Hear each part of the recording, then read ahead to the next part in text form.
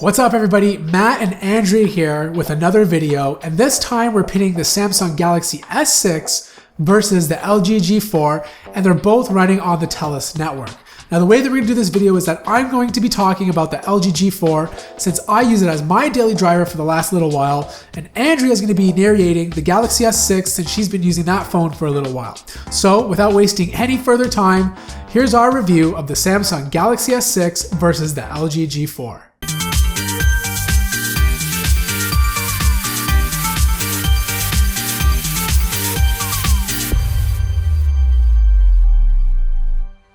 So first up, we're going to start with the design. And instead of trying to reinvent the wheel, LG has decided to take small steps in design changes, keeping the look and feel of the LG G4 consistent with its predecessor, the G3. It's still plastic looking, but now offers an optional leather version, giving it more of a premium look and feel. LG has also continued to offer a removable back cover, allowing you to swap out the battery or insert a micro SD card. A once common feature among most Android phones has now become a rarity. The screen on the LG G4 is slightly curved, allowing it to snugly fit into your palm. It still sports a 5.5-inch display, making it hard for some to use with one hand. The sides of the phones are clean with no buttons, and that's because LG puts them on the back. It's not for everyone, but I personally like them as I find my finger automatically resting on them while I hold the phone in portrait mode. The camera is also flush with the phone, and unlike the Galaxy S6, it doesn't stick out like a sore thumb. Yeah, well, the Samsung Galaxy S6 is a new Samsung, ditching the days of plastic phones with gimmicky features for a more premium look and feel. I found the GS6 to be thinner and lighter than the G4, and it's a lot easier to use with one hand. It's also made out of metal that's sandwiched between two panes of Gorilla Glass 4, and in my opinion, is a much more attractive looking phone. The power button rests on the right side of the phone with the volume controls on the left. And on the bottom is a speaker, which is a much better position than the one on the back of the G4. Unfortunately, there's no more access to the battery and it no longer includes a micro SD card slot. But you have the option of getting the phone in 32, 64, and 128GB versions. Just like the G4, it has an IR blaster for controlling your TV, and the audio jack is placed on the bottom of the phone. When it comes to the design of the phone, it really comes down to personal preference. The LG G4 has a removable back cover that you can get with leather, which adds a nice premium touch to it. Now, it still may be plastic, but it does provide a lot more functionality, such as a removable back cover to replace the battery, and the option of inserting external storage. I personally think this is a more functional device as opposed to a better looking device. So what do you think of the Galaxy S6? I love the fact that you can use this phone with one hand.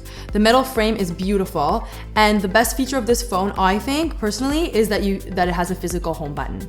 Like I mentioned before, the LG G4 is rocking a 5.5-inch display, but this time it's curved. It's still QHD, but the quality has been greatly improved from the screen that was on last year's G3. With 538 pixels per inch, text looks crisp, and LG is calling its new display a quantum display.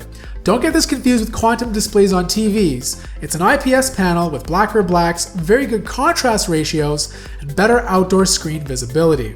In fact, the display has reached the DCI film standard, which is a color standard that Disney, Fox, and a few other studios use for quality control.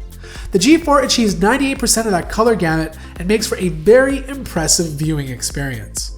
The sound is being produced by a speaker on the back of the phone. It sounds okay. It's not the best speaker I've heard on a smartphone, and because of its placement, I found myself covering it up every so often. The size of the screen on the Galaxy S6 is smaller at 5.1 inches. It's also QHD, and instead of a curved screen like the G4, you have the option of paying more for a screen that has an edge display.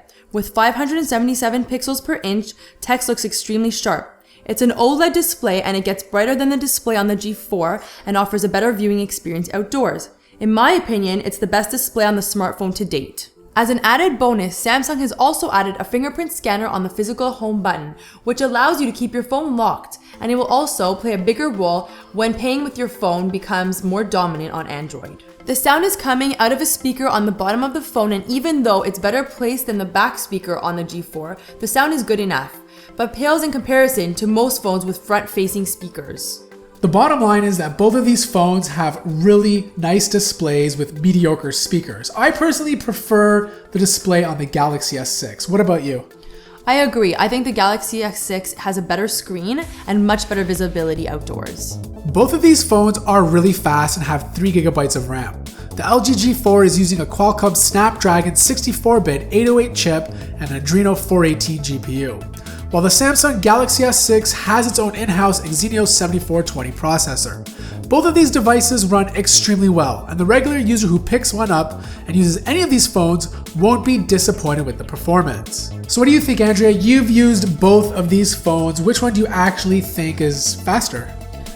I think both phones run really well. However, the S6 was a little snappier when browsing the web and scrolling through menus. I feel the same way. The Galaxy S6 did feel a little bit more smooth, but at the end of the day, it doesn't matter which device you're going to use, you're going to get a good, fast, fluid experience. Software, on the other hand, comes down to personal preference. The LG G4 is using LG's latest version of their UX interface, which they've cleaned up for the better. Got rid of the Q-Slide apps and made it a little more visually appealing. It's not perfect and still has its flaws, but it does include some neat features such as knock knock to turn the display on, dual window to view more than one app on the screen, and at the same time, a bunch of smart settings to allow you to control your experience based on your location. For example, you can automatically launch your favorite music app when plugging in your headphones, or change your sound profile automatically when you leave home. The Galaxy S6 is using the latest version of Touchwiz, which has more of a cartoony look to it, but comparing to previous years, it has been toned down. It also has less bloatware than before and overall feels a lot more cohesive. Multi-window allows you to run 2 apps at the same time, and Samsung has introduced themes to customize the visual experience. In fact, there's even a material design theme which helps tone down the colors of the UI. It also has quicker access to the camera by double tapping the home button compared to LG's double tap of the volume down control. When it comes to software, I feel the LG G4 has a few more features that other phones don't. Whether you use them or not, it really depends on how you use your phone. How do you like the software features on the Galaxy S6? Well, I think it really comes down to what you prefer and what you're looking for. With the S6, I found that there really wasn't anything missing in terms of software. Next up is battery and storage, and the LG G4 has a 3000 mAh battery and has no problem getting through the day. It also supports quick charging, so you can top up your battery pretty fast. The phone only comes with 32 GB of storage space, but it does have a micro SD card slot to allow up to 128 GB of external storage. The Galaxy S6, on the other hand, has a 2550 mAh battery and can barely get through the day. The battery life is terrible for the most part, and some users have complained of aggressive memory management. However, the GS6 does fast charging, and unlike the G4, it can wirelessly be charged. The Galaxy S6 doesn't have a micro SD card, which might be a problem for some users who need the extra storage space, but it does come in 3 sizes up to 128 GB. I think it's pretty safe to say that the LG G4 has the superior battery life and the option of adding external storage. I agree, the battery life on the S6 is terrible, but I do like the fact that you can wirelessly charge your phone. Finally, it's the camera. And if you've been following reviews on both of these phones, you'll know that the camera on the GS6 and the G4 are absolutely awesome. The LG G4 has a higher aperture of 1.8 and does a little bit better in low light with quick focus, most likely due to the laser autofocus on the back. The photos are also a little warmer in low light compared to the GS6. The Galaxy S6 may have a slightly lower aperture of 1.9, but also does a good job of taking photos. The G4, I noticed, took warmer photos in the daylight, where the GS6 tended to favor the greens. The pictures were also slightly sharper in brighter light, but the difference I noticed was minimal. One thing I did notice was the front-facing camera on the Galaxy S6 being better. Even though it has less megapixels, you get more of a wider angle and the colors are more vivid. Finally, when it comes to video, they both do an awesome job. Here's a quick sample of both phones.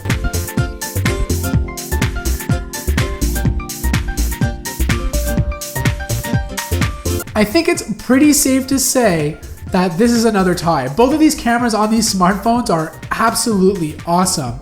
Now, if I was to give one smartphone an edge, I'd probably give it to the LG G4, and that's only because you have more manual control.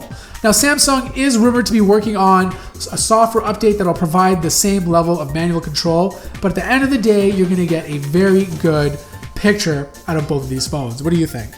I agree. I think taking pictures with both phones was really enjoyable. I love the fact that you can just snap a photo without having to deal with any of the technical stuff. So what's the bottom line then? Which phone is the better phone? Is it the LG G4 or is it the Galaxy S6?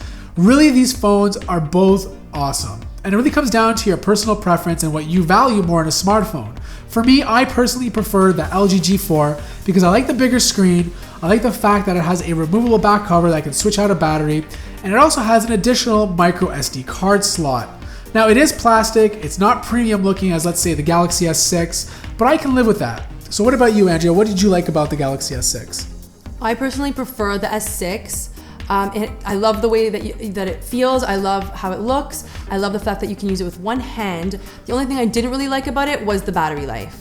So there you go, guys. That's the LG G4 and the Galaxy S6. Let us know in the comments below which one you like or prefer. And as always, thank you so much for watching this video. If you want to see more of us, let us know in the comments below as well. Make sure to hit that like button. And if you haven't already, don't forget to subscribe. And we'll see everybody in the next video.